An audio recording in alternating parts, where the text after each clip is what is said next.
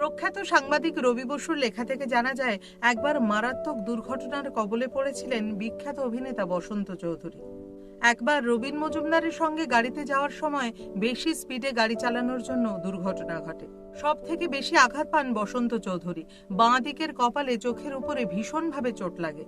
বসন্তবাবুর যখন জ্ঞান ফেরে তখন তিনি দেখতে পান তিনি আরজি করের এমার্জেন্সি ওয়ার্ডে শুয়ে আছেন। আর তারপরেই বসন্ত চৌধুরী ঘটালেন এক অদ্ভুত ঘটনা।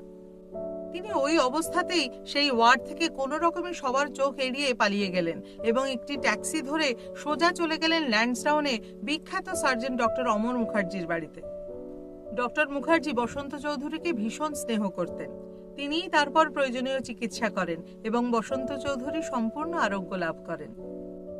আজ তাহলে এই পর্যন্তই। দেখা হচ্ছে পরের পর্বে।